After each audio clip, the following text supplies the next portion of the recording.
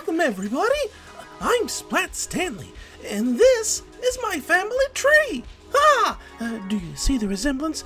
This tree is made of wood, and I'm a stick, and those are sticks. That's my Uncle Jimmy, my Aunt Carol, my cousin Lisa, my stepbrother Woody, and my... Oh, there's my little Splinter. Oh, Stanley, I've missed you these last few weeks. Where have you been, sweetie? Hi, Mom. I've started working on Splat Attack with these really great people son. Ever since you started this little pod blast thingy, you don't talk to us much anymore. Well, Dad, I don't mean to be that way. It's just the schedule is so full, and they need me to do so many things that require... Hey, honey, what's that thing right there? Is that one of those camera phones? I think you're right. How do you know if it's recording, Stanley? I don't see a little red light on it. Well, Dad, see, Oh, dear, camera phones don't have red lights on them anymore. Sure they do. How else are you supposed to know if it's recording or not? Well, the red button is on the I screen. sure do wish we had this sort of thing when Stanley was young. But this All side those of it, videos we could have... hurry! Let's get this episode started. Welcome to Splat Attack Podcast, and for today's episode, we will be talking about the top 5 best Nickelodeon parents. So, stick around. Now, hurry! Go to the intro before this gets too gross. Kick it.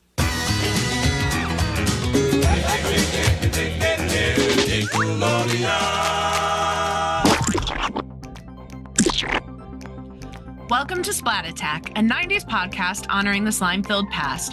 I'm your successful business mom, Kiley. And I'm your manic toy-creating dad, Alex. And Kiley, we've already missed Mother's Day and Father's Day, so what's the deal with today's episode? Well, I know we've always wanted to do an episode about best moms and best dads, but instead of doing 2 episodes to honor them, I thought we could put it together and honor them for Parents' Day.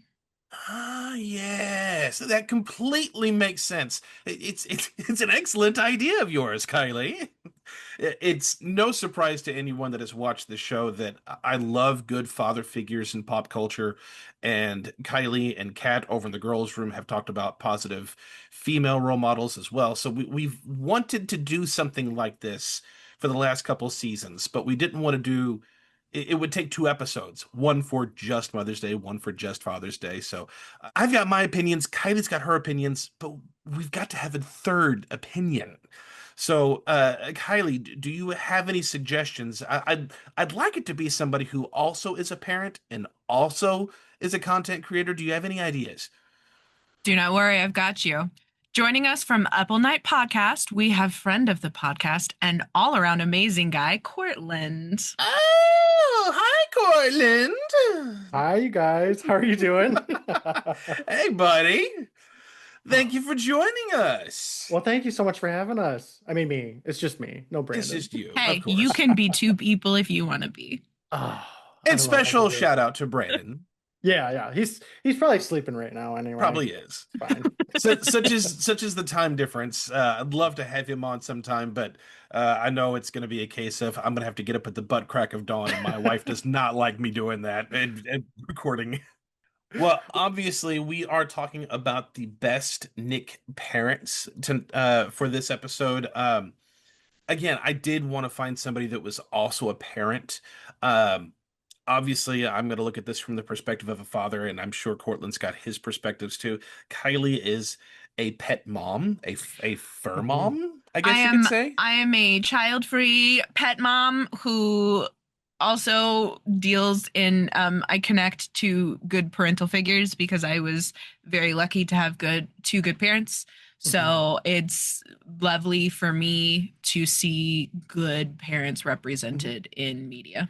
And not to mention, and we alluded to this a little bit in the 100th episode, but before we started the podcast, when Kiley lived close to where I am, the community theater, especially the younger generation, would constantly refer to Kiley as stage mom. I am mom. Yeah. And she's always had those mom qualities, period. I am the mom friend, always. That's okay. You know, I think if I was in that scene, I'd probably be the stage mom too. Yeah. She's always been the call me when you get home, so I make sure you get home. Yeah. She's Yeah. Oh my God, I do type that to of all my person. friends too. Yeah, Mhm. yeah, I get it. But I do want to reiterate before we get fully started with this episode, there is going to be a little bit of a bleed, because we do bleed a little bit into the 80s and a little bit into the early 2000s, which we don't normally do. But since we're covering Nick parents, and let's be honest, there's a lot of really bad Nick parents, There's which a we'll lot of really bad parents. we'll talk about them too. But the emphasis on is on good parents, so it's okay if we bleed a little bit. So that's going to be pretty cool. And also, I want to emphasize that this is parental figures, because we'll also have grandparents and aunts and uncles, anyone that played the guardian of these characters qualifies for these episodes of what we're going to talk about. We have our top five. We will have a dishonorable mention, an honorable mention. So let's stop with the banter, because there's so much to talk about. We don't want this to be a 4 hour long episode. So we're just going to start with our number five pick, and I'm going to throw it over to Courtland. Who is your number five best Nick parents? Well, first I do want to say this was really tough for me. I'm pretty familiar with a lot of the Nicktoons of the early 90s and stuff, like Hey Arnold and Ren and Stimpy and Angry Beavers and stuff. But there was also a lot of like live action dramas that were going on along the same time, and live action comedies as well. I can barely can't talk. um, but with our show Up All Night doing like Are You Afraid of the Dark, that's always near and dear to my heart. So I scoured, like I had a list up of all of the episodes, being like, were there good parents in this one? Nope, nope, nope, Nope. nope. All of them terrible. I mean, for a horror anthology, like I can't imagine there were good parents for kids getting into horror type situations. Yeah, and we talked to DJ McHale. I know you guys have as well, but that was like a big thing for him. He wanted the kids to shine. So like first step in a horror anthology kids show is like get the parents out of there, let this be about the kids. Bye. But I had a couple of other ones here. I don't want to like spend too much time on all of them. I just kind of went through the entire series and was like, well, they weren't that bad. So captured souls, the mom and dad in that episode, they weren't too bad. There wasn't a lot of like, oh, shut up, Danny, you don't know what you're talking about. They kind of treated her with respect a bit. Lonely Ghost was also on there because of Nanny. Dark Dragon, I found that the dad in that one was very like nurturing to his son. Frozen Ghost, I gotta say, I love the ants. I think they were wonderful, nurturing, loving ants, even though they didn't have any kids. So they were just great, when Charles Winchester Buckingham the 19th was there. Full Moon, I loved the mom there. She might be one of my favorite Are You Afraid of the Dark characters ever. When she was all like, "Oh, just put it in the Calvinator." Like, mom, who talks like that? You're crazy. Apartment 214, Stacy's mom, she had it going on, you guys. She really did. And then my last one was Guardian's Curse. I think the dad was okay. So, like, I know that's not like a comprehensive, like, why did I choose these? But like, I had to do something Are You Afraid of the Dark? I knew it was going to be in fifth place because, again, all of the parents are genuine garbage in most of them. So that was my list of Are You Afraid of the Darks. And that's kind of the theme with most horror anthology series. And it's not even just the parents. Most of the characters are pretty abhorrible, even for a kids show, because you have to have the horror element. So you got to have characters that are just evil or ugly. Real life is scary too, and bad people are terrifying. Right, and you have to have those bad characters so that if you do have a dark ending and they get their comeuppance, it's like, they deserved it. Or if they do end up changing in the end, you're like, aw, that's great for them. I do that with shows today, even not horror shows, and I'm like, I hate this character. I really hope something awful happens to them. And like when they have like a redemption arc, and I'm like, I don't feel good about this. No, thank you. There's a scale. There's a scale of what is acceptable awful to be redeemable, but then once it tips over and it's like you're in unforgivable territory now, you need to die horribly.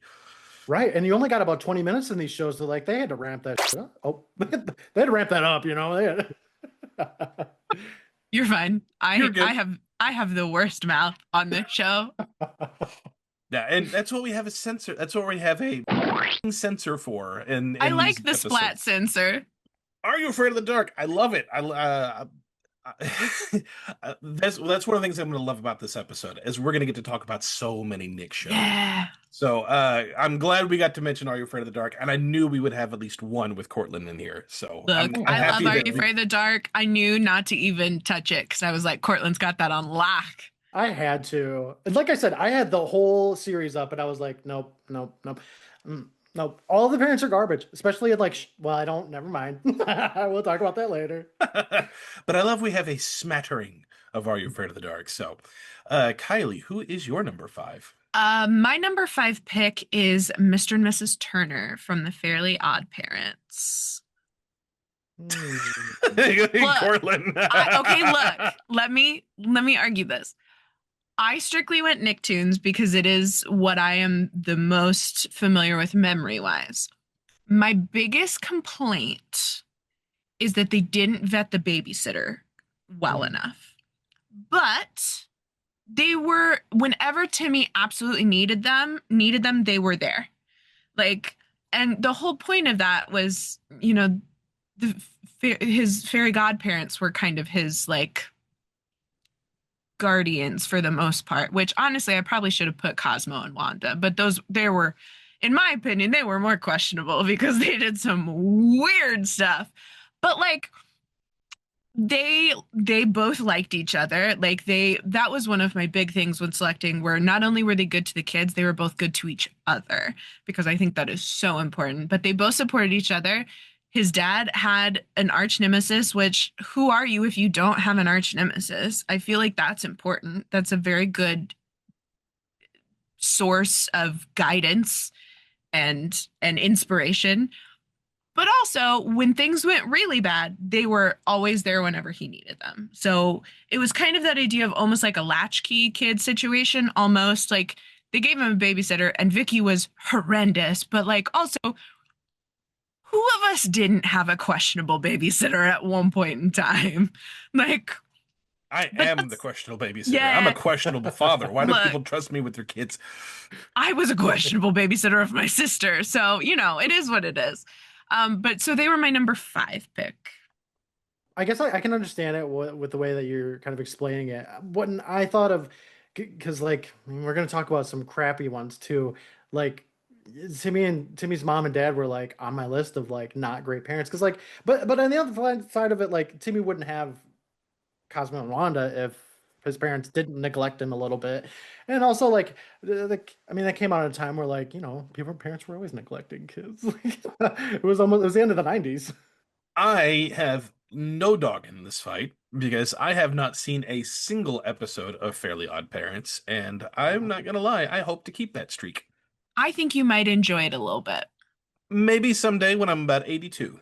I think it has its moments where it's good, and then there's also the moments where it's kind of like cringy. But like, what doesn't have that, you know? I will say I have nothing against the show, and it's just I have no interest to see the show. There are other things that I would, even within Nickelodeon's history. Like I haven't seen a single episode of Avatar. I haven't seen a single episode of Invader Zim, and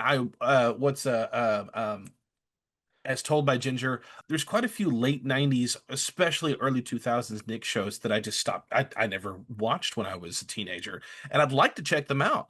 And Fairly Odd Parents is just at the bottom of the list of things that I would want to. So it's not I don't dislike it. I just Look, I think you will love Avatar. I did not watch Avatar when it came out, and I think it's just because something about it didn't hook me, which I don't understand because I love magic and fantasy and historical pieces, but like something about it when it came out, I had no interest in it. And then I watched it as an adult and I was like, how did I miss out on this? I would have made this my whole personality for a month. I totally agree. When that came out, Brandon and I were hanging out, and I remember being like, "Oh, we don't want to watch that," because it's like, you know, we were kind of into anime and stuff. We were like, "Oh, it's just American trying to do anime," and like that's lame, you know. So it was actually I binged watched it with my wife when the pandemic happened back in 2020.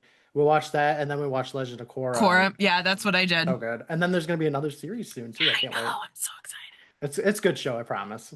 So my number 5 for best parents is not the parent of the lead character, but is the guardian of said character. I have Mike otherwise known as Grandpa Wu from the Mystery Files of Shelby Woo, I love that. played by Pat Morita, Mr. Miyagi. I mean, it comes up every single time we talk about Shelby Woo because that's what people recognize it for. Is that the one with Mr. Mhm. Miyagi? Yes, He's the but best, man. he was legit cool. If you've not seen the show, yes, he plays her grandpa. She is staying with him because her parents are back in their home country. And she lived with them, but she came to America to get better schooling, and she's staying with him. So, first of all, that's kind of cool that grandpa is taking care of granddaughter and letting her get a bed and was cool about it. But also, he owns his own bed and breakfast, which is kind of cool. And three, he was a former detective that the police headquarters admire, and also Shelby Woo admires, and she will try to go off and do that's the whole thing. She goes off and tries to solve all these cases, but Grandpa is constantly, Shelby, you don't need to be doing this. Like, he knows what she's doing, but he also knows no matter what he does, he's not going to stop her. So it's still the case of, you don't need to do this. And if she does, she gets in trouble playfully. I mean, it's not a like, no, you're grounded. You can't go hang out with your friends today. Oh, well, and she accepts it. There's mutual respect. She's constantly going to break that rule, and she's constantly going to get in trouble for it. He doesn't give up on her, but she still loves and respects Grandpa, and even will ask Grandpa for advice about, I can't solve this case. And he still will, well, in the classes that I teach on criminal investigation, here's things I've learned. So he still helps her, and even a couple times does come to her aid. And there is an episode where the two of them have to go and solve a case. He has to solve a case, and she wants to be there at his side the whole time. Grandpa is just a cool character. But on top of being cool, he's constantly looking after Shelby, and I love that. She gets in mortal danger almost every single episode, which is why he's constantly looking out for her, and it's cool.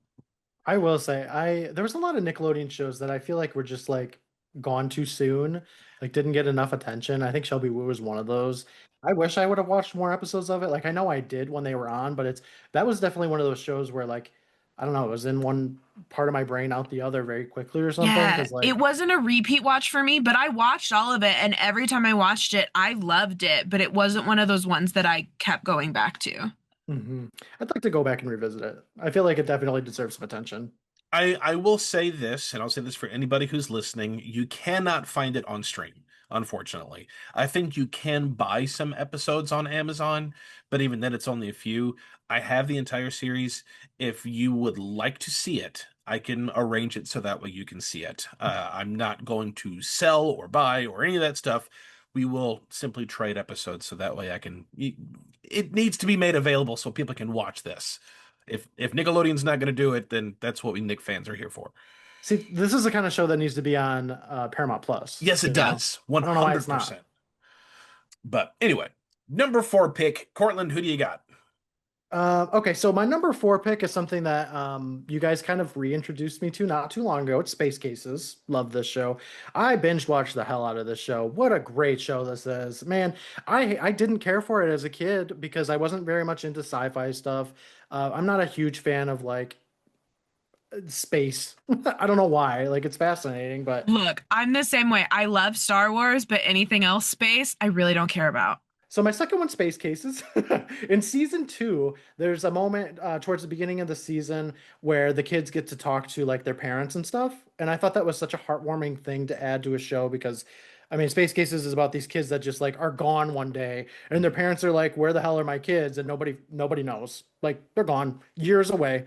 And they get to use some technology and they get to talk with their family. And Rosie's parents in particular were just so sweet. They're just like, Rosie, we love you. Like you're incredible. And like she is. So like very Oh, justified. Rosie's awesome. She's the sweetest ever. I think she might, don't tell everybody else on Space Cases, she might be my favorite character.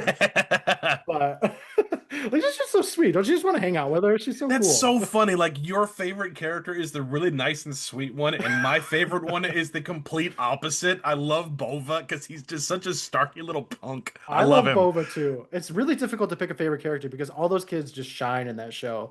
And that's what Nickelodeon's all about. It's the first kids network. So like it was such a perfect show. I can't believe it's gone. Anyway, so yeah, Rosie, like, granted, you don't get to see them very much, but like the whole time they're like super supportive. They're like, "Take your time, girl. It's okay. We love you," you know. And it's like, yeah, we love Rosie too.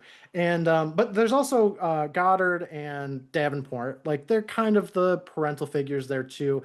And I love that they also allow the kids to shine and take command. Like, granted, like I think the Krista, like, sci-fied with the kids. So like they're the ones that are controlling the ship and stuff. And Goddard and Davenport came on a little bit after, but even then, like they still get to allow like the kids to shine. And that's a great guardian for them. They get out of some sticky situation. They get in some sticky situations because of them, but they get out of some too with them too. But there's also several episodes because they are, while they're not the parents, they're not the grandparents, they're not in any form of relations. They're teachers essentially. Mhm. There's Commander Goddard and T.J. Davenport, but within this, because that's what this whole show is about, is they become a surrogate family and they start to refer to each other as such in only 2 seasons, and Goddard and Davenport are the paternal figures within the Mhm. show. And while the kids are the ones that do control the ship, it's the two of them that teach them discipline and how to Mhm. work together as a team and trust them to grow and do better. And also will scold them when they completely mess up. That they do the parental thing.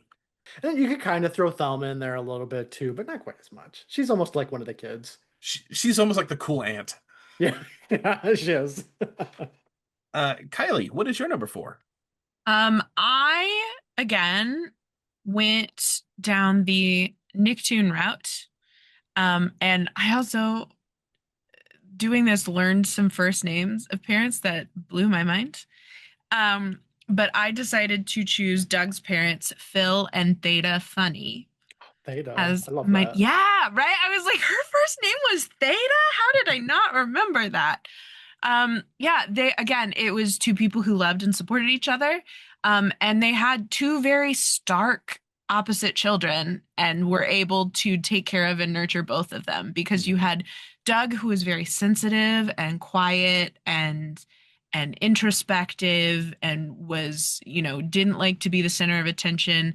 And then you had Judy, who was a beatnik thespian who was writing plays and doing performances wherever she went. And like at no point did either of those kids feel like their parents didn't love and support them. Like they were there for all of the above and were wonderful parents. I almost chose them as well, actually, So did because I.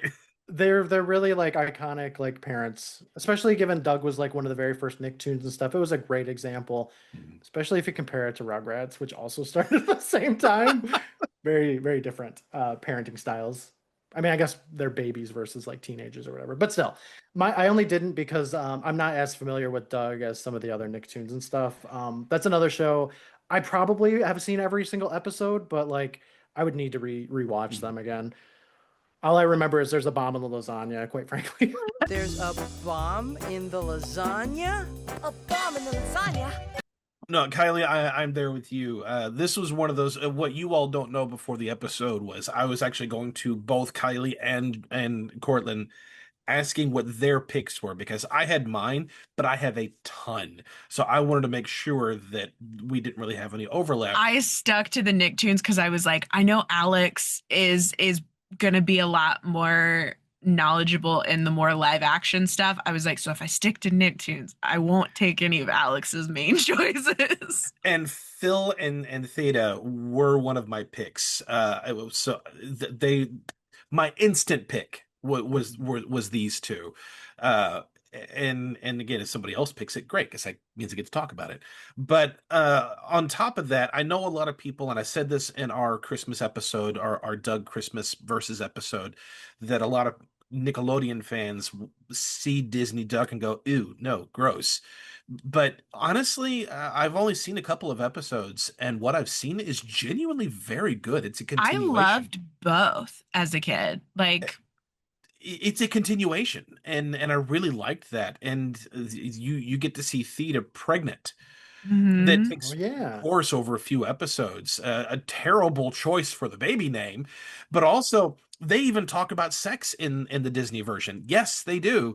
All that talk about fish and vampires and the internal combustion engine. You really wanted to talk to me about sex? Oh, yes. I learned all that stuff in school. You did? But Phil is trying to tell Doug all about this because he's becoming a teenager now, and they never look down, like Kylie was saying, on both of them for different reasons, and then would even confront each other when they were awful to each other. Now, Doug, don't talk about your sister that way. Now, Judy, don't talk about your brother that way, and was absolutely nurturing to both and very, very understanding. Um, One of my favorite episodes was the episode that was Doug's birthday because dad started his own 1 hour Photoshop place Oh, and was yeah. busy all the time. And the only thing Doug wanted for his birthday was just to spend it with dad. At first, it was cool. You know, he could get me all these wonderful, cool presents because he's making extra money. And then just seeing how exhausted dad was all the time. And then finally, all he got was a football, but he didn't care about the football. He was just happy to spend it with dad. As cheesy as it sounds, it's a kid's show, and it's such a sweet moment. And like I said, I'm a sucker for good father figures in kids shows and pop culture, and Phil Funny is up there. I love Theta, but of course, I being a dad, I'm going to resonate more with Phil and that relationship between him and Doug. It's gorgeous. Not to slight on the Valentines because they're freaking awesome The as well. Valentines are friggin' cool. The only reason I didn't is because I was like, I don't want to pull from the same show. Like, I want to do a different show for each set. But the Valentines, close second. So my number 4 pick are Marshall and Janet Darling from Clarissa Explains It All. Love, love these two. One of the things that I really love about Clarissa as a series is it, all of these characters are unabashedly weird. And there's a whole episode about it, where the guidance counselor was upset with Clarissa because she's so weird. And then they go to see the house and meet the parents. And Clarissa even has a chant, a cheerleader chant about all of them being weird because Marshall, he's an architect, and everything that he designs is extremely different. Makes a building that looks like a giant pickle. Things that are completely impractical but wildly creative. And Janet is very, very much into health and history and arts and is always wanting her children to be healthy, both in terms of physicality, but also in their spirit. And both of them were very much hippies back in the day. And Clarissa is very much into that. She thinks that's cool. Ferguson, not so much, being the conservative little tort that he is. But I love these characters, and very much the same feeling that Phil and Theta have about Doug and Judy. These two have about Clarissa and Ferguson, because only truly loving parents could love Ferguson. No one else That's could love fair. Ferguson. Only parents, only his parents would love Ferguson. And you know that's not nurture. You know, nature versus nurture. No, it's not nurture that's turning Ferguson this way. It's just because he's a jerk. But that is my number 4. The darlings. They're darling. Courtland, what is your number 3? So anyway, my number 3, I went with Avatar, actually. I know we talked a little bit about Avatar before. But I think there was two really good parental figures in there. Alex, I'm sorry, I'm going to spoil some things. I hope I you don't don't care. Go mind. for it. I'm not From when worried you about it. inevitably watch Avatar, In about 12 Katara's years. mom. New series coming out. You can watch it. Katara's mom, I really like. She's not really in the show though, so like you just kind of know that she did everything she could to like make sure Katara was safe Yeah, the because fact that you hear about her more Mhm. from like her daughter and the other people around her is such a testament to who she was. Yeah. So like the story of it is like, the Fire Nation is there and they're like taking all of the people that can waterbend down in like the South Pole or whatever. And Katara is one of them that can waterbend and her mom like protects her and is like she basically sacrifices herself so that Katara can live on and support the village and stuff. And their father went off to go fight the war. That's the thing. I don't know, Nickelodeon, like fight the war. Dad's gotta go. They gotta Look, up for duty. all the men got to go to war. Yeah. It's the history. It's unfortunate, but it's gotta Oh happen. no. So I really like Katara's mom. On the flip side, we have Zuko's mom, who is also like I love how sweet she is to Zuko, but not Zuko's sister so much. She's like, that Well, bitch is evil. I'm not even gonna try. Zuko's sister is an evil bitch. So like I can't fault her on that. Yeah. But all of the love and goodness she puts into Zuko, she's just like, I don't really want to talk to this Fell girl. short on that one. Too far to save. Gotta move on. Yep, yep. Cut our losses. Zuko, you're my sweetness. So Avatar is my number three. Kylie, who is your number three? My number three pick is Hugh and Judy Neutron from Jimmy Neutron because they are couple goals. He is full on golden retriever. He simps his wife. He loves his wife. He thinks his wife is the best.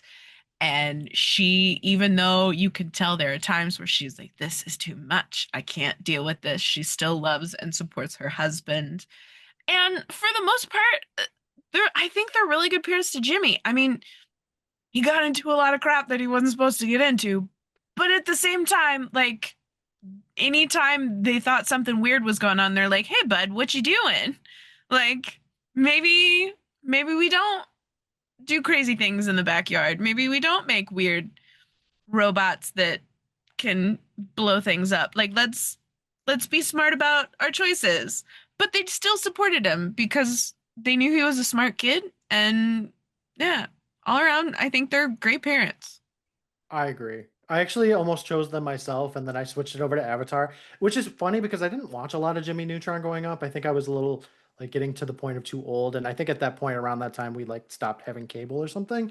But I remember them being very loving and very supportive of Jimmy. And like if this were like real life, how hard would it be to raise a super genius child? Like Yeah, like you could never be as good as that kid. Like no, and like he never looked down on his parents either. Like Mhm. I also really appreciated that. Like he was so smart and his parents weren't like that, but at no point was he like my parents are dumb and don't understand. Yeah. And it's like and then at the same time you saw such a loving relationship between the two of them because a lot of the times because these shows are about the kids and not the parents only kind of get the like general gloss over of like, oh, they're here. But like you saw two people who were deeply in love with each other, Mhm. raising a kid and loving him just as much as they love each other. And I think that's beautiful. My number three is Benjamin Ernst Sr., better known as Mr. Ernst from Hey Dude. Yeah. I will say, and I believe I've said this before, Hey Dude was not a show that I really watched a lot when I was a kid. I think I was too young for it at the time. And as an adult, went back and rewatched it, and I just fell in love with this show. And I I think part of it is also Jensen was just a baby. Like it was whenever I was having to get up at 3 a.m. for those feedings, and then I would put on Hey Dude on DVD and was instantly taken back to the early 90s and especially watching the relationship between Mr. Ernst and the rest of the cast, in particular his son Buddy, which was Junior pretty much. But he was a goofy character. I mean, he was the adult character that was there among all the other kids, and something bad always happened with Mr. Ernst. But he was so lovable, and he loved his kid. And the whole reason he came out there, he was a city guy. He and his wife were city people, and he was getting stressed, and he wasn't liking who he was becoming, and he didn't like city life.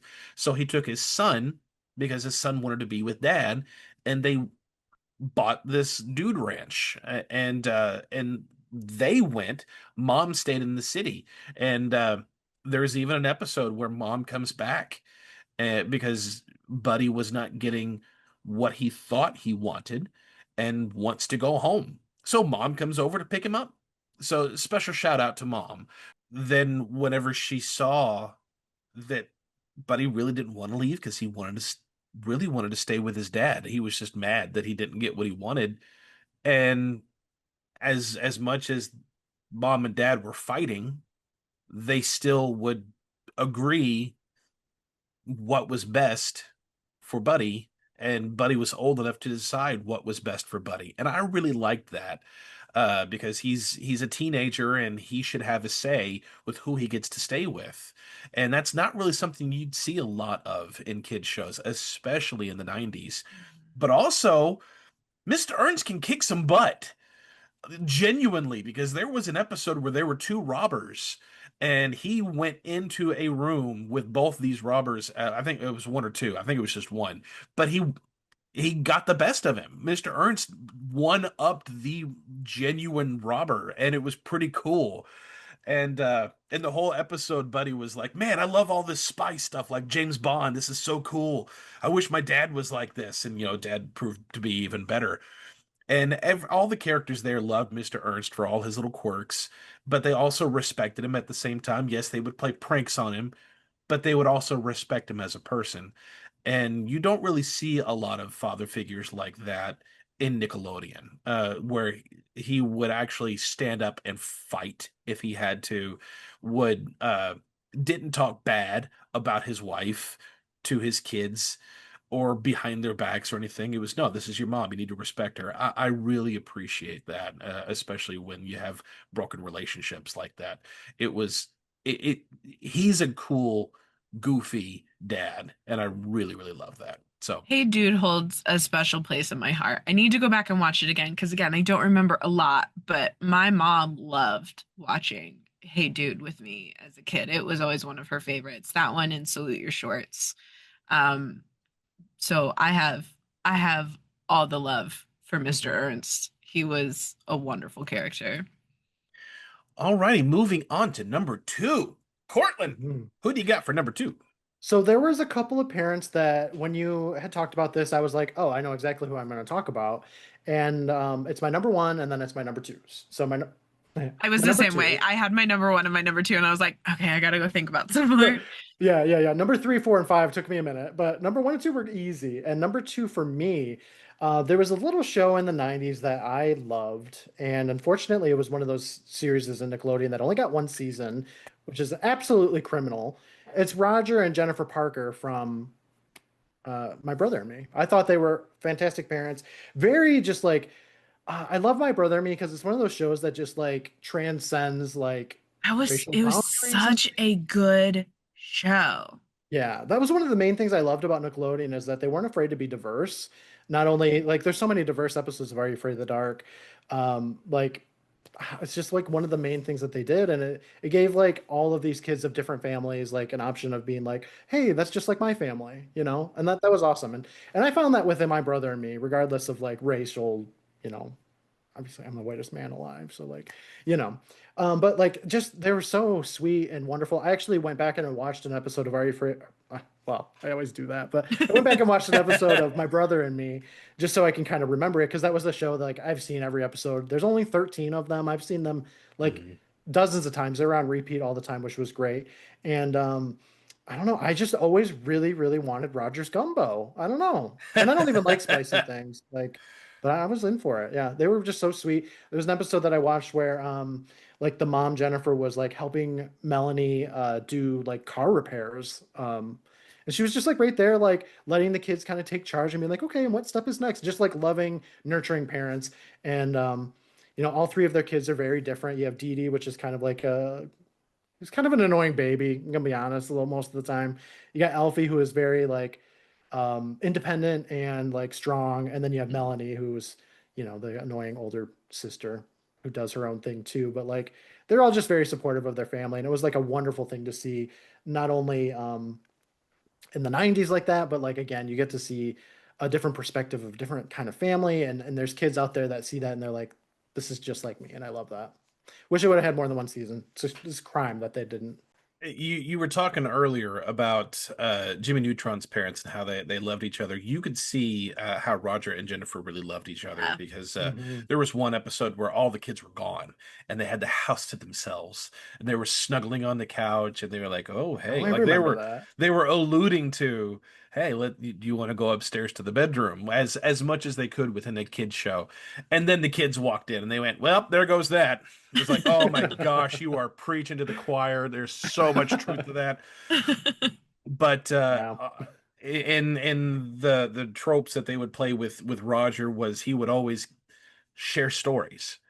And they would cut to the kids' inner monologue. You could hear their thoughts, and they're like, "Oh no, he's gonna do this speech again." And then it would cut to, "Well, I'm gonna tell you all about this speech now," like within the same breath. And there was a few moments when you could hear Roger just talking about his wife with like, "Man, doing Romeo and Juliet is how I got your wife. She was the finest Juliet you've ever seen." And then she came in, it's like, "You didn't play Romeo." "Well, no, I played this."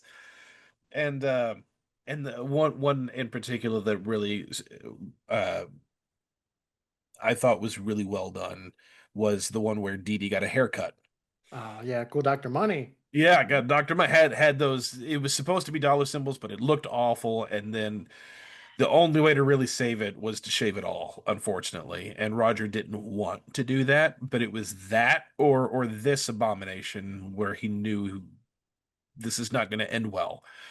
And you could see that it not only was Dee Dee upset, but I really appreciate seeing Roger's expression like this. I didn't want to do this, but I had to do this.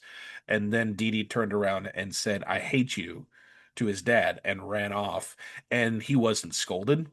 He understood. I mean, Roger stood there and took it and was like, "I know my kid's mad at me, has every reason to be mad at me, and I'll take that." But then, of course, they reconciled in a loving way and not a, "You don't need to be, this is what you get for, not listening and doing these kinds of things." Didn't do that. And I really appreciated that. And shout out especially to the actress who played Jennifer Parker, who passed away. Yeah. And also Roger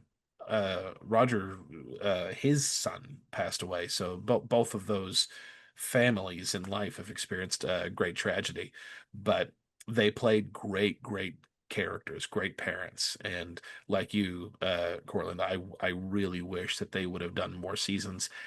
However, I'm glad they did not, because there was a lot of turmoil behind the scenes because Nickelodeon wanted it to go one way, the creators wanted it to stay this way, and it would have been very different from what we enjoyed from that first season. So I really appreciate the fact that they said, "No, it's going to be this or nothing," and we have nothing, and I appreciate that because we didn't get to ruin what we enjoyed.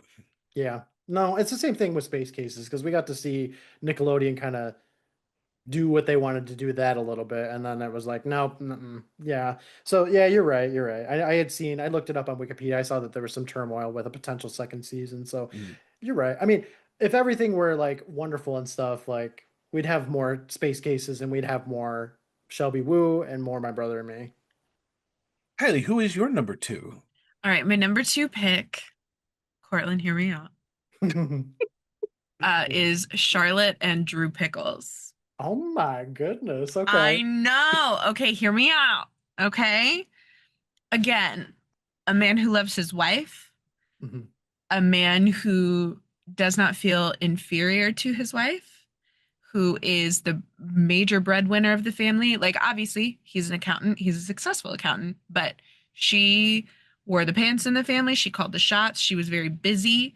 Um, she, how driven she was her whole focus on being as successful and driven as she was because she wanted to be able to provide for Angelica to be a strong, independent woman when she grew up.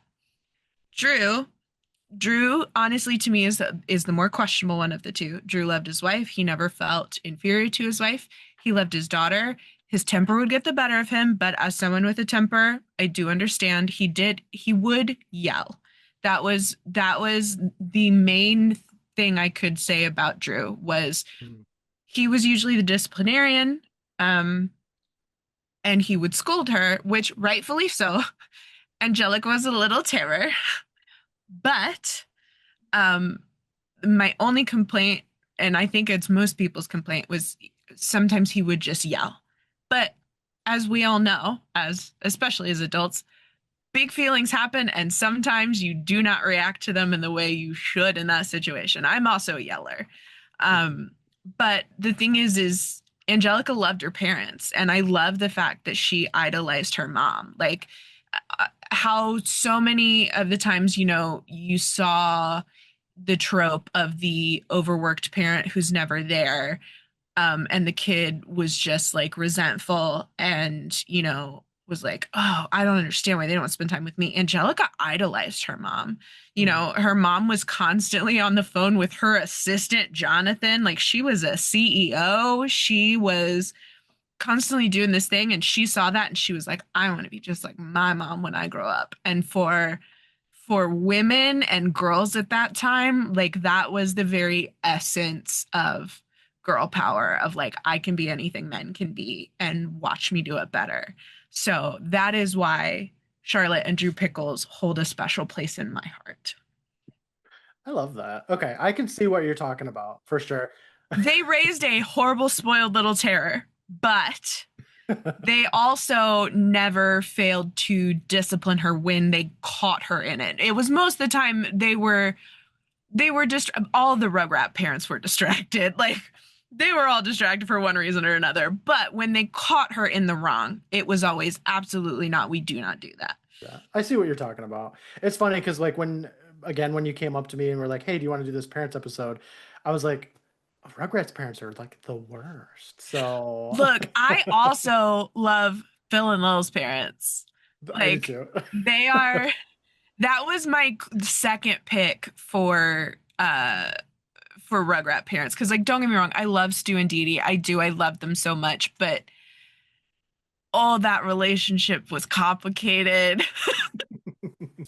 I agree with you. Actually, now that I'm thinking about it, they're pretty great.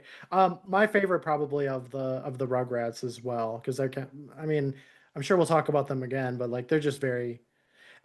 I feel like Rugrats is one of those shows where you're like, oh, these parents have it together when you're a kid, and then when you grow up and you realize like, no, actually, like adults don't have anything together, and then you're like, oh, okay, now I see why Rugrats is the way it is because it's very true to life. Aside from like the misadventures and stuff the babies have, but like you're kind of like they're going along with it. They're learning as they're going. They're the ones that are reading the lip shits and being like, oh, this is how I do it. Like, there's not a guide to being a parent or an Yeah, adult. the awful baby raising children book of that con artist lip shits. Yeah. Like, Yeah. and like Chaz Finster too. Like, he's the best dad. Like, and as I kept growing up and I was like, oh, obviously adults know what they're doing. Like, you just know that when you're an adult. I hit my 20s and I was like, okay, when I hit my 30s, I'm going to have it figured out. I'm going to know what I'm doing. And then I hit my 30s and I'm like, oh no, everyone's just pretending Everyone's pretending that they they fake it know until they what's make it. going on. Yeah.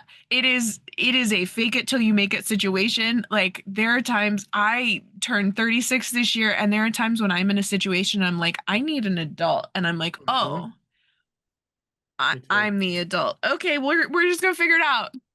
So that's the secret. That's the secret all adults never told any of us.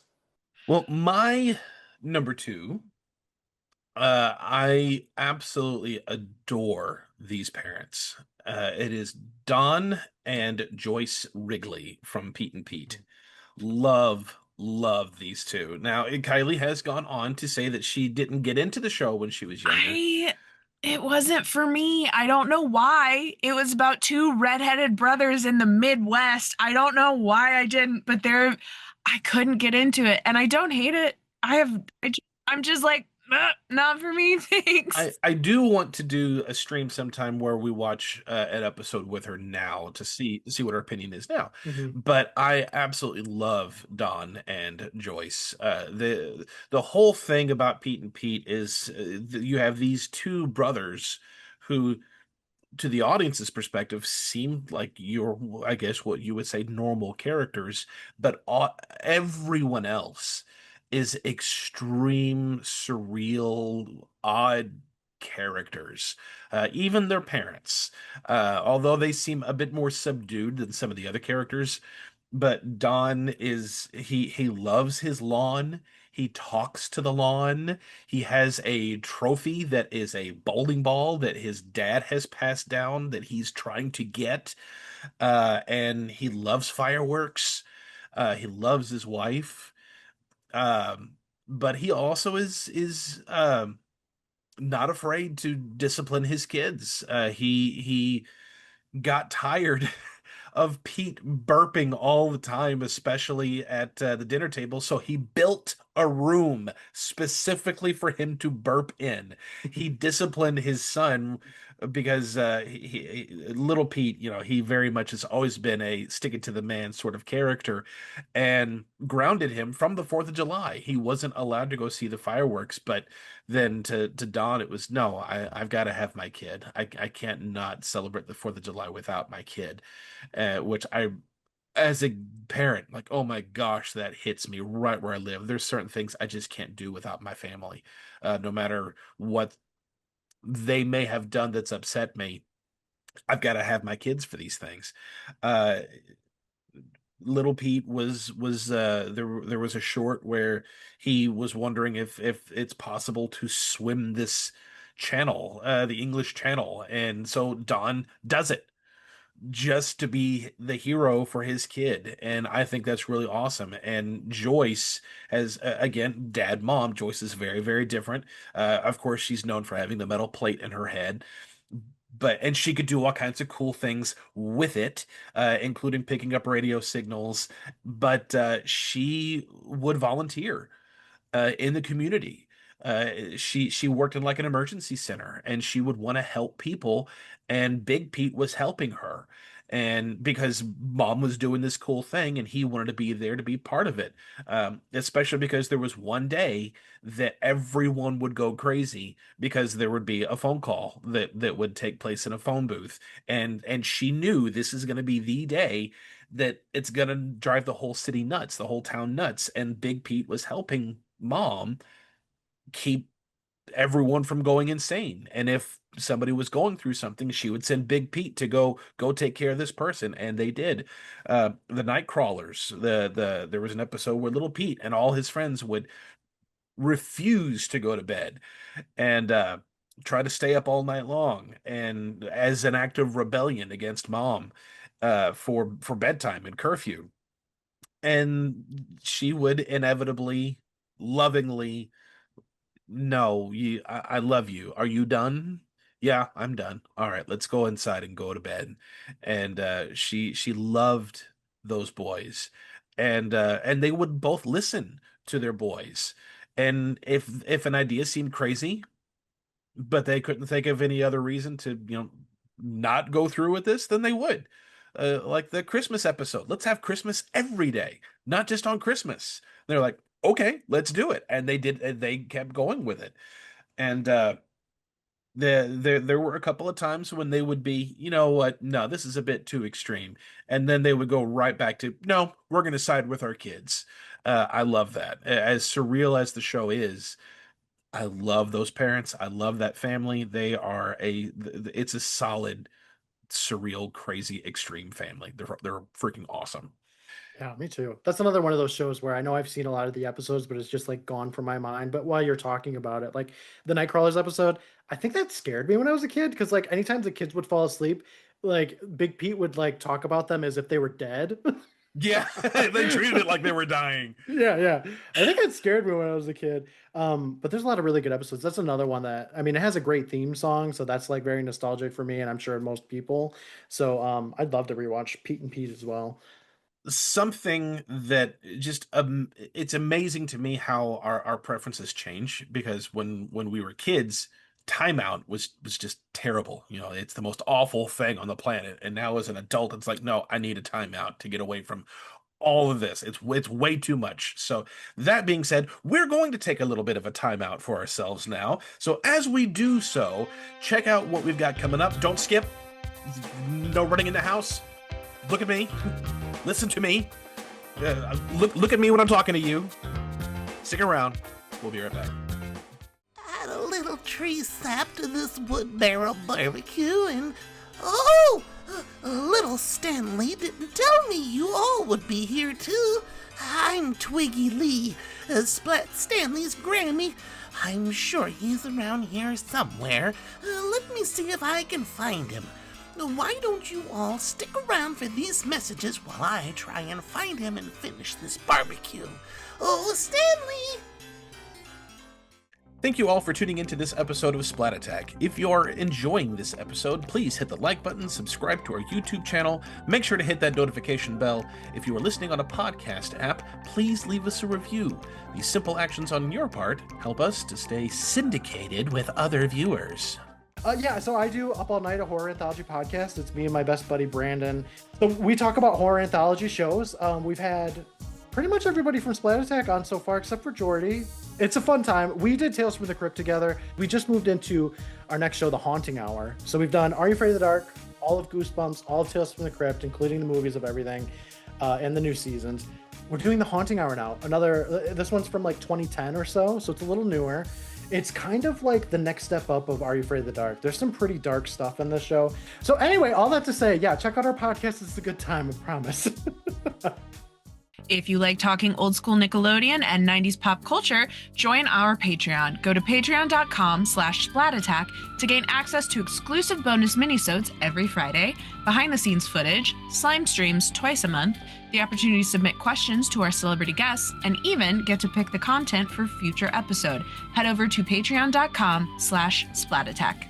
I want to talk more about this shirt because I love this thing. Like, I've been wearing it kind of nonstop. I actually did wash it beforehand, but I knew I wanted it on for this episode because obviously it's you guys, but it's so comfortable. Like, if you're looking for comfortable shirts, this is really well made.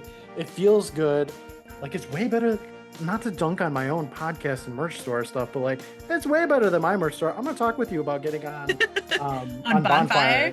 Yeah, because like there's a ton of selections for it. Just like, even with just the one logo, like you can do like tie-dye. They have like just so many cool designs and stuff on there. You guys did amazing. So yeah, if you're like on the fence of like, I don't know, buy it. Buy the shirt. It looks so good. My son was like, why are you wearing a Splat Attack shirt? And I was like, why aren't you? You know, like, it's perfect. It's perfect. Join us next time, Slimesters, as we have a real TV dilemma. Do we have too much or not enough TV? We will find out as we have an episode of Clarissa Explains It All on 2 TV-themed episodes. You will find the channel surfing action only here on Splat Attack. What you want to do here, little Stanley, is rear back and let that little fishing lure fly. Then you just sit back and wait. No need to get in a hurry like them talk videos on them circular phones. Yeah, Grandpa, it's not like we have an audience watching or anything. And, we have an audience watching. Hi, this is my Grandpa Log. We like to go fishing every summer. Well, how y'all diddly doing there, folks? We're gonna try and catch some carpenter fish. Why don't you just join us here and let's see what we can catch? Yeah! Come sit down and take a log off. While we fish, we can see the rest of who the best Nick parents are. Welcome back to Splat Attack Podcast. Alrighty, I think that's enough. Timeout's over. Sorry time to to hear get that. back to our countdown. Oh man. Okay. So you can rest when we're all done, Kylie. Uh, so before we really get into the our number one picks, we've got some honorable mentions and some dishonorable mentions. So, Mm. Courtland, go ahead with both. What do you got? Do you have any for dishonorable? Do you have any for honorable? There were some other ones, but I don't remember what they were. I have quite a lot of like dishonorable ones though. I So had a Go. dishonorable We'll one. go for the dishonorable then. okay, so looking back, Are You Afraid of the Dark? Like I said, I went through every episode and I was like, there's got to be like one good parent in here, and there wasn't. But I found a lot of really crappy parents. One of them that really comes to mind for me is The Tale of the Shiny Red Bicycle. Um, this is one of those episodes everybody really remembers it because it is so like emotionally like in your face. You know, a kid dies on it, like, and it comes back as a ghost. It's a lot. The dad in this episode, and this must have been a thing of the 90s, is the most like inconsiderate father. Like his son is having this like traumatic moment. His friend died like a year ago, and he's still like having like nightmares about it. It's plaguing his everyday life. And this dad is just like, get over it. Like, it's like, Dad, no. Be That's not how it sensitive. works. That's not how that works, friend. There's a line in there where he's like eating his cereal, and the dad's like, what happened to you? You look like you're gonna fall asleep in your corn wackies. And it's like, Dad, read the damn room. It's ridiculous. Another one. I don't know if you guys watched the. We're gonna get like much newer here. Did you guys watch the reboots of Are You Afraid of the Dark? Like the three Yes. seasons? I Yes. never tried. Is it worth it? It depends. They're Okay, fine. They're fine. it was one of those things that I was like, this is either going to be done really well or really badly. So I was like, I'll wait until I hear from other people about it. Carnival was not bad. I'll give you Carnival was not bad. Curse of Shadows was really good. I really Mhm. liked that one. Ghost Island was awful. Some of my least favorite parents, which don't exist, by the way, are in Ghost Island. They let these kids go to an island resort. These kids are like 15 years old. What are you doing, parents? I know you're not real, but like, what the hell? By themselves. Ridiculous. That's Absolutely crazy. ridiculous. Awful parenting. I would never, never, you know. Another really bad parents. The Tale of the Dream Girl, another like iconic Are You Afraid of the Dark episode. Those emotional ones, they hit so good and they were just written so well. That mom, terrible mom. Just all the parents, like all of the adults in general, like this guy died, right? Nobody knows it. That's the whole spoiler of the episode. That's the whole twist of it. The mom is just like non-existent anymore, even though her daughter is still alive and kicking. And then you got that the bowling owner guy, talking to his sister again. Like the sister's there, her brother's dead, doesn't know he's dead, is fixing stuff at the bowling alley, and the boss of the bowling alley is like, "This is great. I don't have to pay a repairman." And it's like, you can't say that to somebody whose sibling just died. Like they died, stuff is still getting done, and you're like, this is awesome. I don't have to pay somebody. It's like, no, no, no. Like she's still there. No. She's a human being. Like Mhm. I don't know. I don't know if I'm explaining it right, but like, No, Oh, that's you're good. crazy. just so invested, like so emotional. The Rugrats parents, I have them on here as well as Fairly Odd Parents. Now this is beforehand. Um, so and then my number one worst parent, Miriam, Helga's mom. My dishonorable mention are Bob and Miriam Pataki.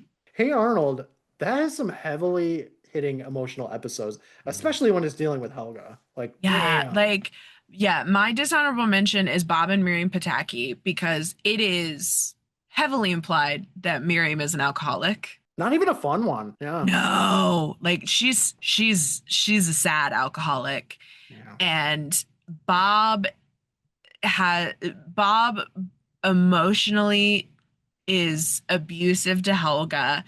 He is neglectful of her. He has focused all of his attention on her older sister and forces her to be perfect all the time because that's the only time he will show her love. And then like wasn't it a spelling bee? Like the spelling bee episode is burned in my brain of that he made it seem like he only would care about Helga if she won.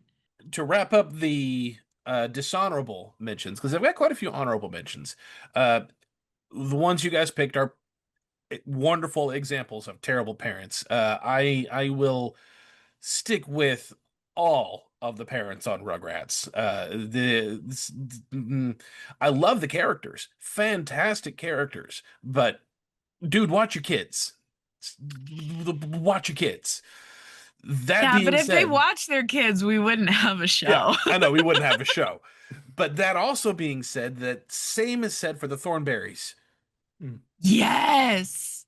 Yeah. Your kids could have died numerous times. You're in safari and jungle and all these really dangerous places. I didn't even think of the Thornberries. Watch your kids. But also the Any family from Roundhouse, in particular, any dad and any mom, because they could be any parents and they're awful. They're just terrible people.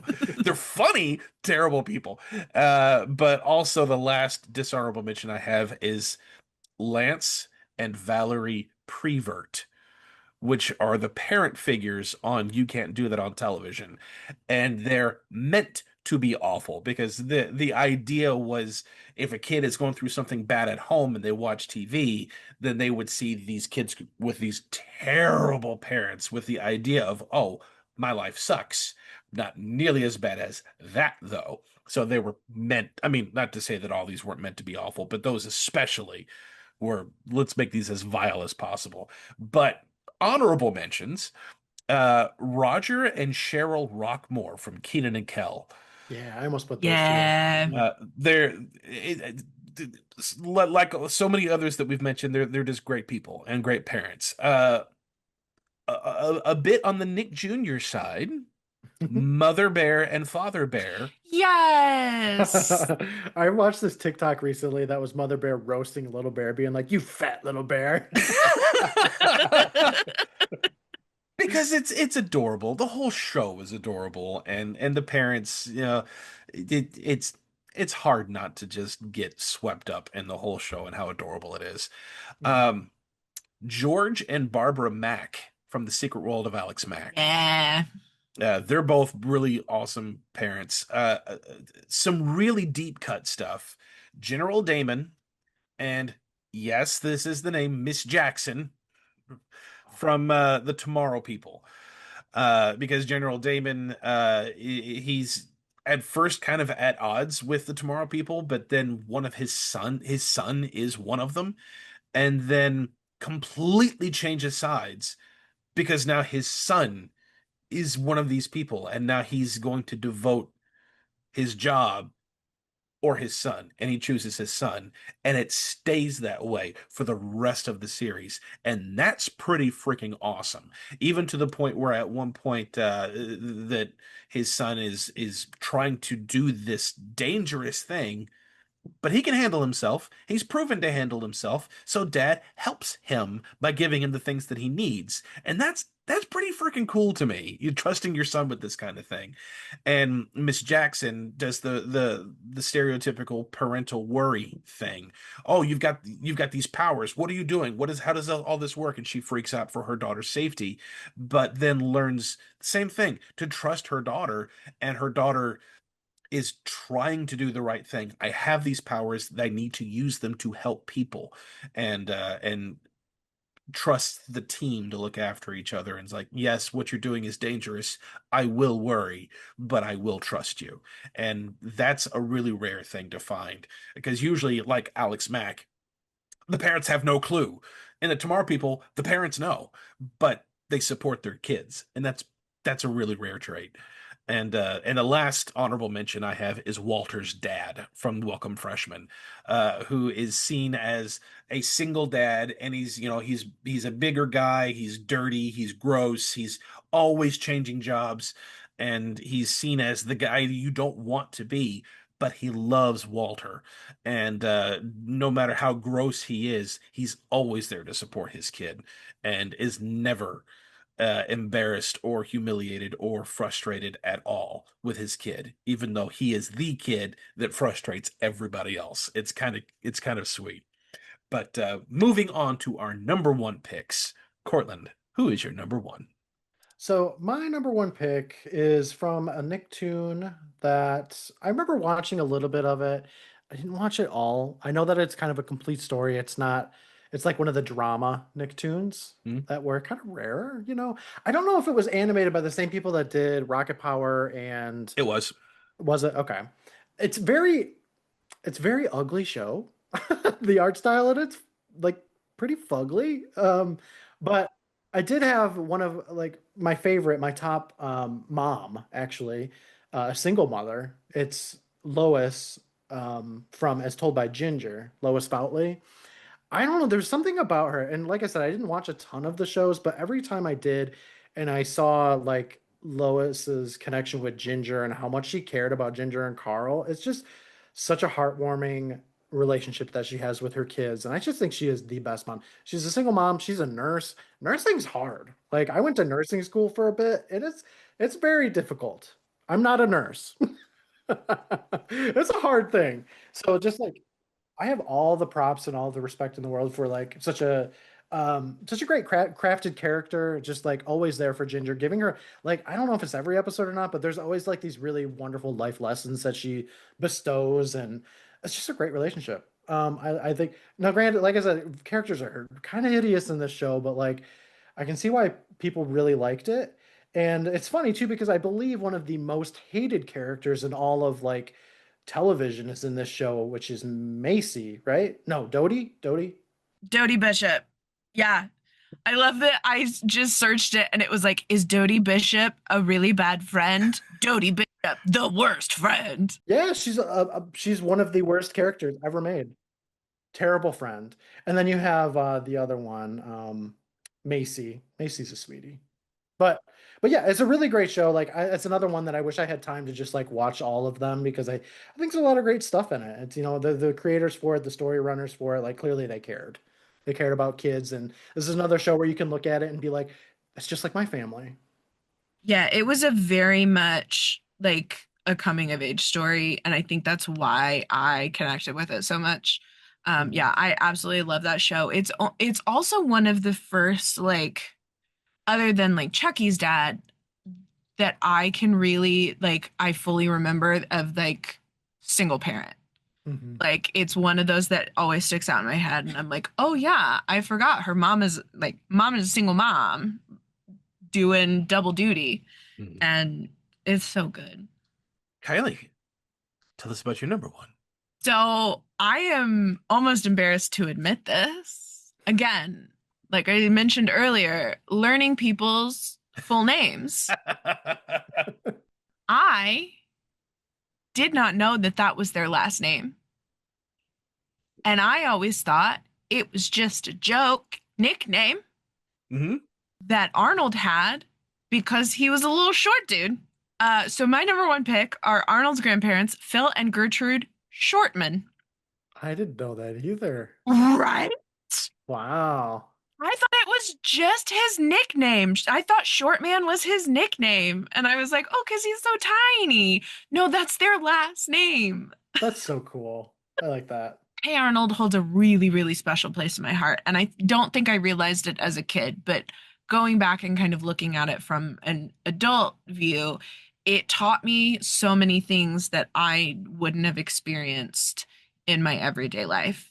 And then within that, things that were unfamiliar to me, I found familiarity with. I found things that I really connected with. And I had some friends who their grandparents essentially raised them.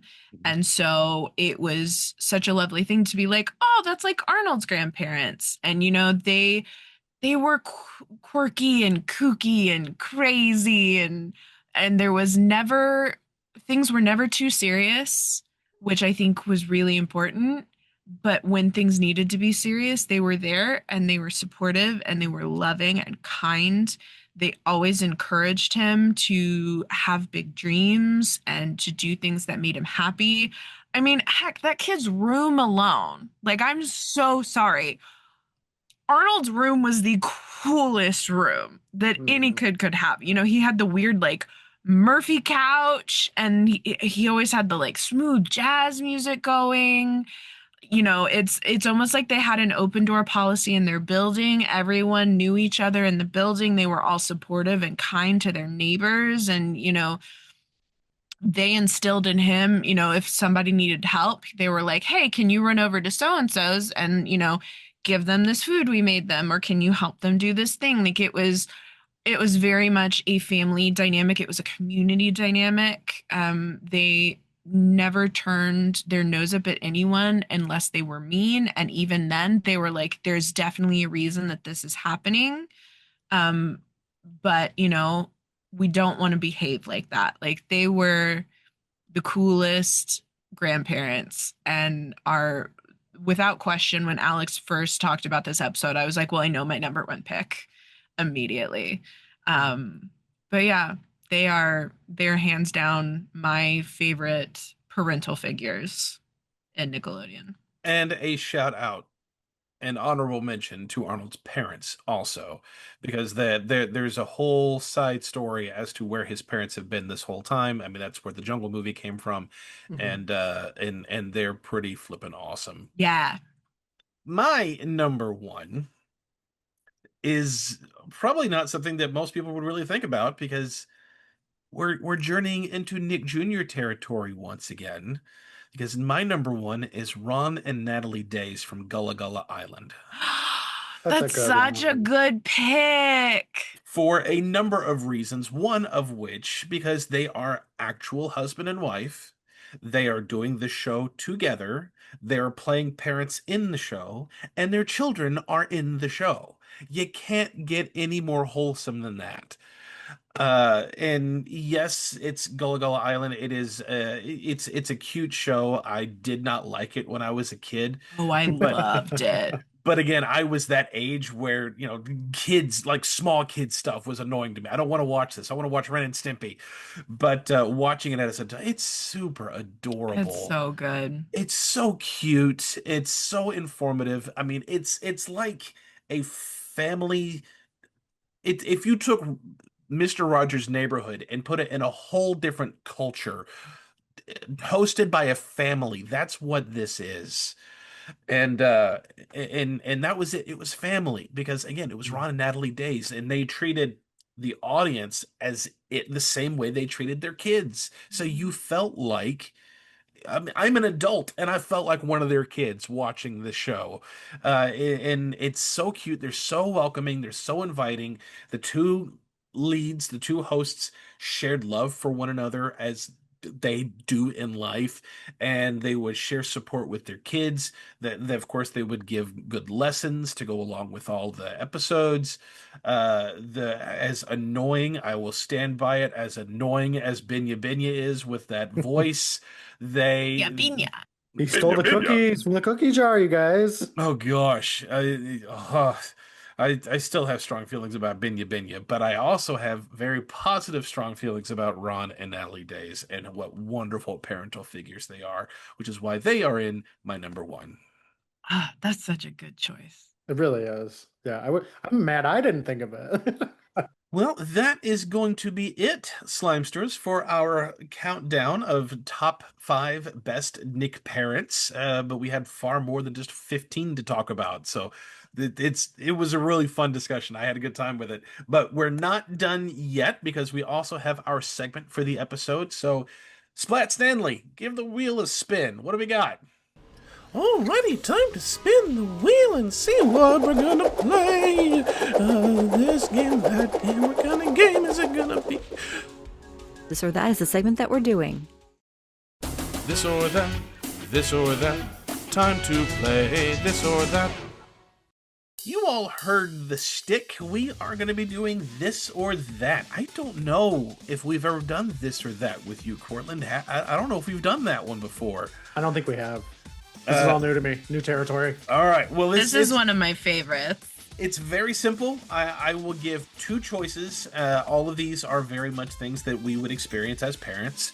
And then you pick one. Or you don't even have to pick one. You could pick both if you wanted to. So, again, parental issues. I don't want to say issues. Parental choices going along with, if you had to attend one, a piano recital or your kid's softball game, which one would you go to? Well, I actually just had piano lessons for myself earlier today because I'm learning to play the piano. Yeah. Piano recital. Yeah. Kylie? I can play short and bread. Okay. Look, I also did piano lessons when I was little, and I played softball when I was little. And as a kid who never my parents, but my grandparents, I have, well, only on one side of the family. They'll never listen to this, and if they do, good. I need you to know that you caused me trauma. But I had family members who wouldn't come to my things because I was a girl, and it, like, even though I played sports, I was a girl playing sports, so they weren't as important as the boys in my family playing sports. Boo. Yeah, heaven forbid. So I will say both. No matter what it is, I will be there. And that is my answer. I love my boys, and even though they might get into something that I'm not a fan of, I'm a fan of my boys. And if they're into something, I'm going to support them. So I will say both. I hope it's softball, but I will be happy with either one as long as they're happy. I changed my answer to both as well, just to be cool. Just saying, parents out there, your kids notice. Your kids 100% notice when you take preferences. Okay, so this one is this is when your kid comes home from school and they have homework. When do they need to get their homework done? Either as soon as they get home or wait till after supper. So I did my homework morning of, in a mad scramble. I did that too in high school. I do it throughout like everything. Sorry, Mom. I'd also have nightmares about not getting my homework done the night before, and then I would be like, why do I do this to myself? And then I would do the homework so I would do first hour's homework before school. I would do second hour's homework during first hour until the end of the day. That was me. For my son, we just want him to have his homework done before we get out of work at 5 o'clock. So before supper. Yeah, up until high school, I was always I do my homework when I get home. That was kind of our standing rule, mainly because I was very involved in lots of things.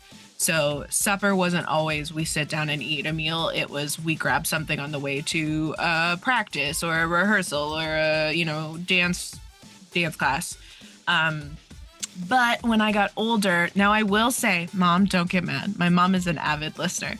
Don't get mad. I tried to get my homework done, but if I did not understand something, I didn't do it, and I waited until I got to school to talk to the other people in my class, and it was 90% of the time it was math or science, and I would sit and I would talk to them and I would figure out how to do it, or I would copy their answers. Sorry, Mom. I was that kid that would stall until the last possible second, and because my mom and dad didn't think to ask me until it was bedtime, and then I'd have to do it. Then I got to stay up a little bit later. But don't tell my son you said that. I'm so mad at you. I stayed up reading. I stayed up late reading. I was the kid who got in trouble because it'd be like, okay, lights out. And I'm like, okay. And then I would reach into my nightstand and get out my flashlight and be like, books. But see, the thing is, I know those tactics, so my kid can't do them.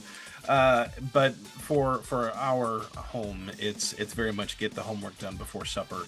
As soon as you get home, go ahead and finish it so it's done and you can enjoy the rest of your day. Because once it's time to get supper started, we can't assist, and then it's nonstop routine from that point out until bedtime. But moving on to our next, birthday parties. If you're going to throw a birthday party for your child, not what your child would prefer, what would you prefer? Would you prefer for them, let's say, up until 10 years old? Well, we'll say 15, up till 15 years old. If they want to have a birthday party at home, even if it's friends and come over and have a party at home, or go to a party place like Chuck E. Cheese or something like that, laser tag. So my childhood, I didn't have a lot of birthday parties at places. I actually didn't have a lot of birthday parties. My birthday is on January 1st, so everybody gets to celebrate my birthday, which is great. I love it because, my wife hates it when she's like, happy birthday, honey. And I'm like, oh, happy New Year's. And she's like, this is your day. I'm like, no, it's everybody's day. But I didn't have a lot of birthday parties. It was always just like me, my family, and that was about it. And that's kind of how I liked it. Like even today, when we have big parties for everybody, I'm just like, I don't know, maybe I'm a grumpy old man, but I'm just like, I never had this. Like, what's the big deal? For my son, I love having birthday parties at our house because I love to cook for people, you know, because like, I don't know. I'm just like, I like to whip up really fancy, delicious food, and then everybody's like, "Oh, this is so delicious," and I'm like, "Oh, it's not." Oh, it's nothing. Yeah, yeah. Just like closing the door of my pile of dishes, you know. But I also, being an adult, appreciate going out and having a birthday party at like a bowling alley, or you know, they have like these really fun like urban air areas where you can like jump on and like be a kid and jump on trampolines and stuff. I love those too because I don't have to clean up anything. Like that's on them. So both, I guess. I'm also going to say both. I had a good mix of both growing up. I didn't like every year wasn't a big party, but every couple of years I would do something like I had like a cosmic bowling party and like I had I definitely had a Chuck E. Cheese one when I was much littler. But like we'd do something every once in a while. But for the most part, it was always just kind of family would come over and we'd do cake and ice cream. And I'll say both. If I had my own kids, I'd probably lean more likely towards somewhere else because I don't want that many people in my space. I also had some great parties as a kid at other party places. I don't remember as many great parties at home when I was a kid. When I was a teenager, it became, I don't want to go to places. I want to have my friend, just like 2 or 3 friends over and then spend the night. And then we just play video games all night long. Teenager birthday parties were very different from kid birthday parties. But as an adult, and I also say both. I don't really get to do a lot of really great birthday parties at home because both my boys' birthdays are in January and February. I'm a December baby. I'm within like a week of Christmas, so I get it. But I will say my favorite birthday party that was at home was Sam's 7th birthday because he just started getting into James Bond movies with me. Of his own accord, he asked me if we could watch them, and then by the time we watched almost all of them, he was neck deep in James Bond movies, and he turned not 7, 007 years old. I remember the pictures of that. He asked for a tuxedo. I bought him a tuxedo. We gave Jensen a tuxedo onesie. I got a giant the James Bond gun barrel. I made a shoot 'em up gallery. I got foam core and drew the James Bond villains and then gave him a Nerf gun that could shoot these things down, and I put them throughout the house, and you gotta knock these guys, you gotta shoot the bad guys, and all the presents were in fake suitcases that he had to open, and we really had some fun with the James Bond birthday because you can't find kids James Bond stuff for birthday parties, so I had to make everything, but it was really, really cool, and he loved it. But I like to do birthday parties at home when I can be creative, and especially when the boys are of an age where they can enjoy that kind of thing. It's like we can't go out and spend $400 or $500 on laser tag, but I can spend half that and still make it just as cool at home.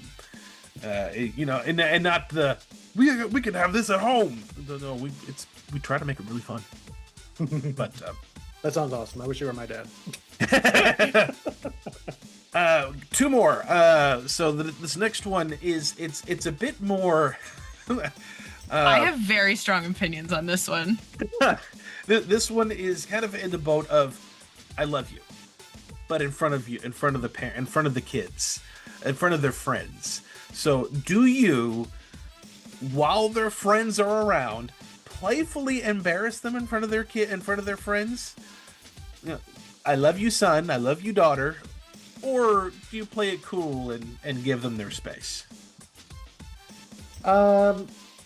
I play it cool and give them their space. I don't know about you guys, but I feel like everybody's dad in the 90s were like the most terrifying men ever. And I vowed like never, ever to be that. Like, I don't know if they were overworked or whatever, but like, I don't know. All my friends' dads were just pure, and I hated it. I hated being around them. They always made everything awkward. So I would play it cool. I want to be like, I'd be their friends too. Like, I want them to know that I'm here for them if they're hungry. Don't be afraid to ask me for food. Like, don't be, I will play games with you too. Like, I would never want to be like an intimidating or menacing force in a household ever. I know that wasn't one of the options, but no. I very much fell under the category, again, not my immediate family, not my parents, of my first bullies were my family. My dad's side of the family loved to embarrass people 99% of the time. And so, like, even as a 20-year-old, I was having jokes made about the way I said something when I was 3. Like, my dad used to do embarrassing things. He never did it from a mean place, but he is also a product of his family. I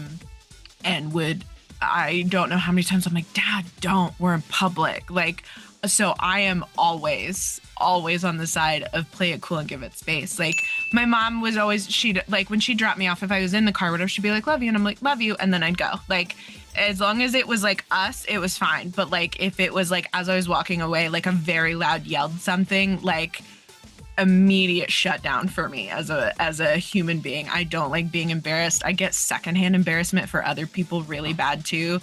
So I am very much a play it cool and give it space. I am both. I will absolutely embarrass the crap out of my kid. And you, of course, you know that. Yes, but you will. Also, you all need to understand the relationship between Sam and myself. Sure. Now, Jensen, I don't know about Jensen yet because he's just going into kindergarten this year.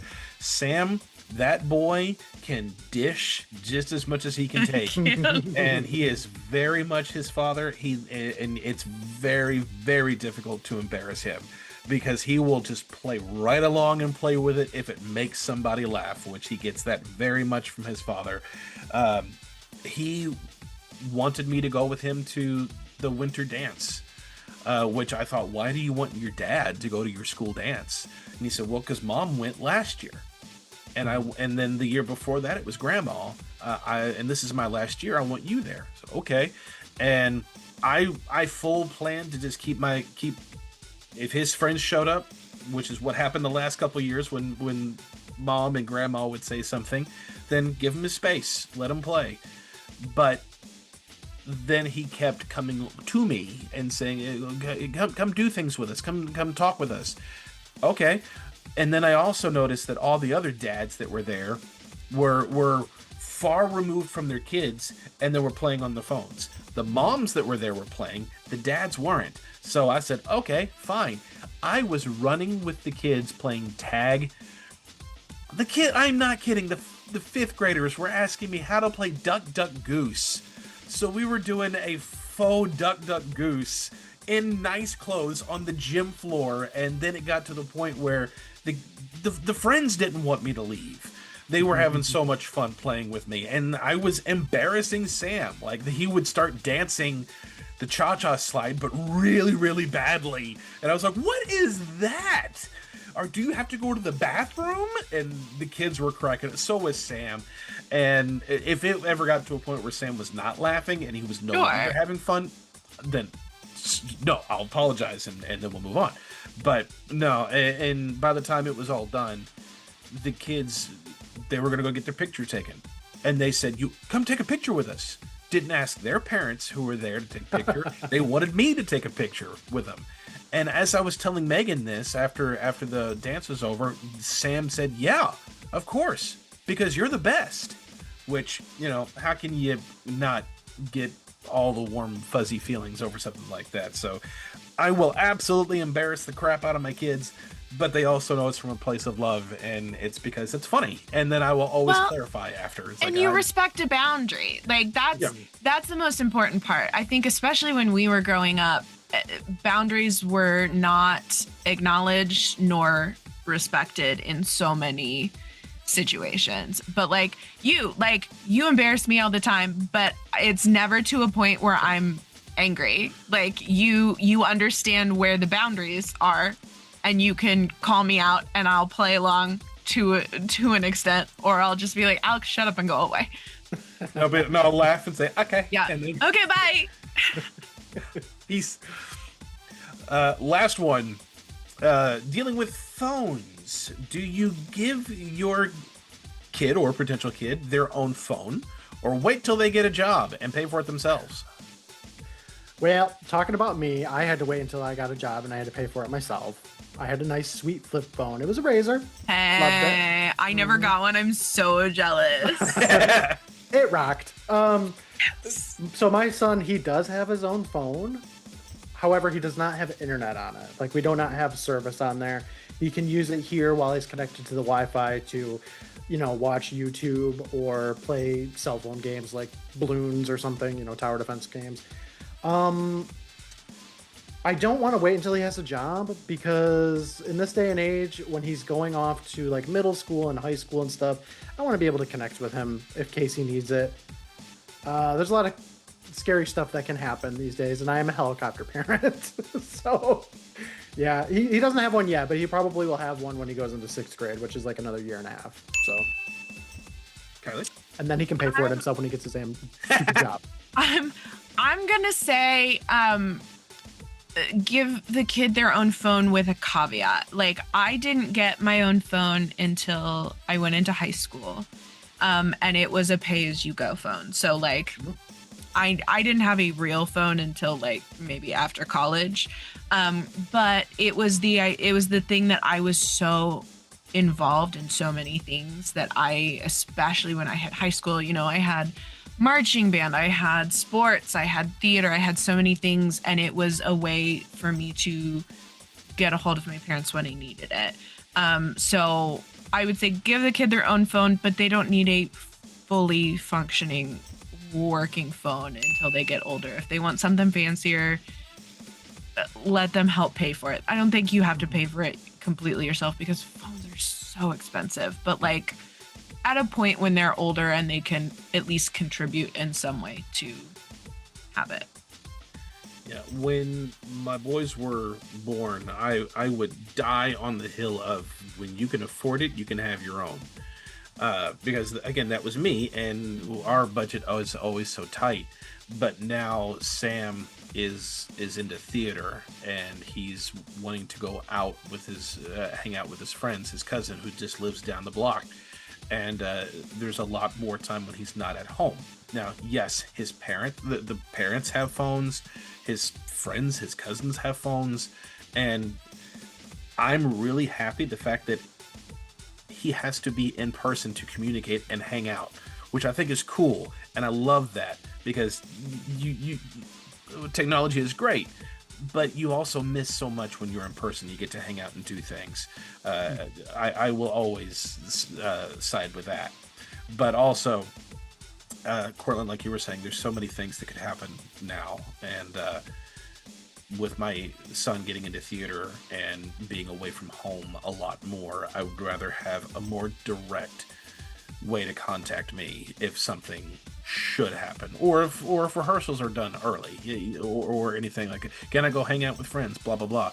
So now Meg and I are very seriously considering getting him his own phone with no internet, so that way it's for communication purposes only with family and close friends. So we'll see what happens there. But that is going to be it, Slimesters, for our segment of This or That. But we do have one more question. Question is for all of you, and the closing question for the episode is, who are some of your favorite Nick parents? You guys know the drill. You can DM us on all of our socials, reach out to us via email, splatattack2021@gmail.com. Subscribe to our YouTube channel if you have not done so already. Interact with us wherever you can. We're always happy to hear from you. As always, thank you, Courtland, for taking the time and jumping in on this episode. We always have such a blast with you, and it's always a blessing to get to hang out with you. My pleasure. Until our next episode, Kiley, will you help me close up the studio, please? I'm still trying to decide if I want to add more televisions in the studio for our next episode or take some out. Aye, co-captain, but I think you should be less focused on the setup and do more homework so that you can accurately defend in the upcoming battle. Yeah, you're probably right, as you usually are. So I've got some research to do. Until our next episode, splat you later, Slamsters. Splat you later.